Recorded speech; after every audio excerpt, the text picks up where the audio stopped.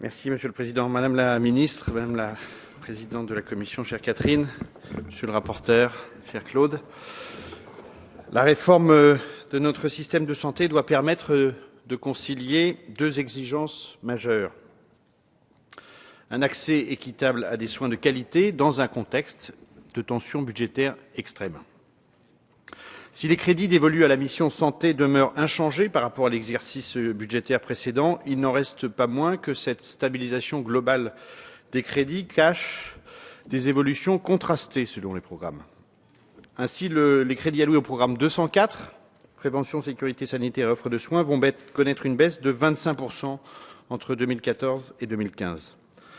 Parallèlement, les crédits du programme 183, Protection maladie, qui permettent la mise en œuvre de l'AME, augmentent de près de 14%. Cet arbitrage du gouvernement peut paraître surprenant, voire regrettable.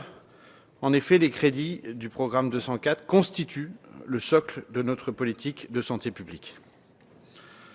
L'action 19, modernisation de l'offre de soins, voit ses crédits diminuer de 85,1%.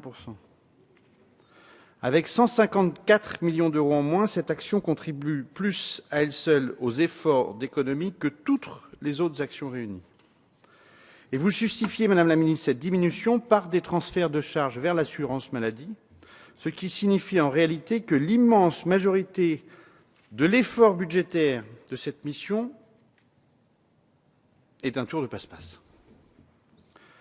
Quant au reste des économies, elles contribuent incontestablement à fragiliser le socle de notre politique de santé publique. J'en veux pour preuve la baisse de 5% des dépenses consacrées à l'action 12, accès à la santé et éducation à la santé, la baisse de 7,8% des moyens dédiés à la prévention des risques, ainsi que la chute spectaculaire de 36% des crédits alloués à l'action 16, réponse aux alertes et gestion des urgences, des situations exceptionnelles et des crises sanitaires.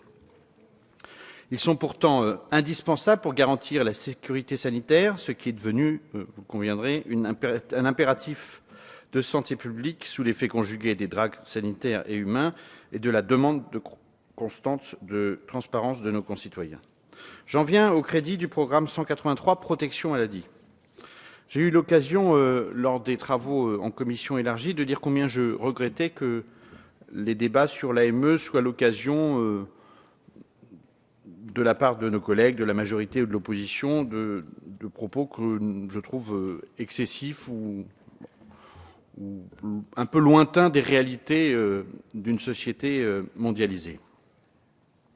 Si pour des raisons éthiques, humanitaires et sanitaires, notre groupe ne souhaite pas la suppression de l'aide médicale d'État, sa montée en charge de 73 millions d'euros en 2014 doit être contenue à travers une politique de santé publique globale définie dans un cadre européen, une politique qui soit cohérente, efficace, notamment en matière de lutte contre la propagation des maladies contagieuses et d'une réforme que nous espérons ambitieuse de la part du gouvernement sur le droit d'asile.